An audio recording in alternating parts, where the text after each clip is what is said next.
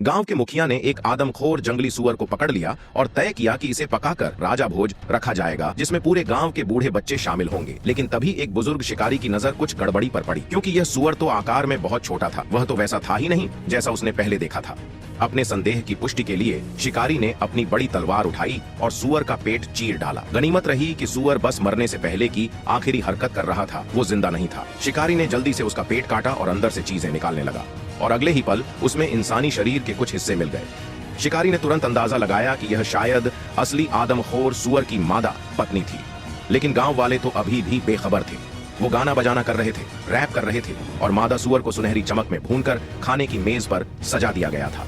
जैसे ही जश्न अपने चरम पर था, गांव के मजबूत मुख्य द्वार से जोरदार धमाका हुआ, जैसे कोई विशालकाय जीव दरवाजा तोड़कर अंदर आने की कोशिश कर रहा हो। कप्तान ने तुरंत फायरिंग कर चेतावनी दी और गांव वालों को आदेश दिया कि द्वार को मजबूती से बंद कर दें। लेकिन कोई नहीं जानता था कि वे उस आदमखोर सुअर की बुद्धिमत्ता को कम आंक रहे हैं। अगली ही घड़ी सुअर दीवार की ओर दौड़ा और उसे तोड़कर अंदर घुस आया। कप्तान ने तुरंत गोलीबारी की, लेकिन गोलियां उस पर बेअसर थीं। अपनी पत्नी को इंसानों के हाथों भूना हुआ देख वह गुस्से में पागल हो गया और एक जोरदार चीख के साथ लोगों पर टूट पड़ा।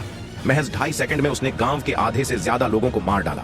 खतरे की घड़ी में कप्तान ने फिर गोली चलाई, पर सुअर की चमड़ी से गोलियां टकराकर उछल गईं।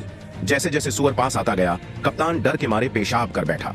लेकिन हैरानी की बात यह रही कि सुअर ने उस पर हमला नहीं किया, बल्कि चेतावनी भरी आवाज निकालकर वहां से चला गया। जल्द ही बूढ़े शिकारी को इस तबाही की खबर मिली और वह मौके पर पहुंचा।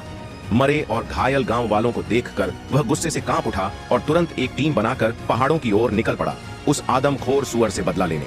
जमीन पर मिले विशाल पद चिन्हों को देखकर वे सुअर के अड्डे तक पहुंच गए। वे सावधानी से अंदर गए, लेकिन वहां उन्हें केवल 2 सुअर के बच्चे मिले।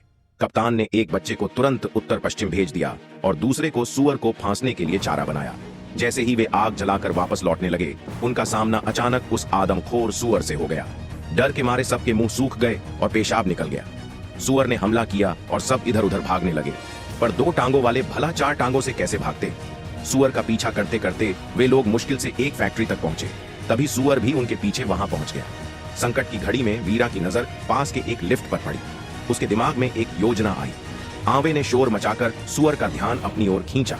जैसे ही सुअर पास आया, उसने सुअर के बच्चे को लिफ्ट में डाल दिया और सुअर भी झिझके बिना अंदर घुस गया। तभी आवे ने लिफ्ट का दरवाजा बंद कर दिया और वीरा ने स्विच दबाया। भारी भरकम लिफ्ट नीचे गिरी और सुअर को कुचल डाला। लेकिन खतरे को पूरी तरह खत्म करने के लिए आवे ने एक न्यूक्लियर बम फेंक दिया। एक जोरदार धमाके के साथ आदमखोर सुअर हमेशा के लिए खत्म हो गया।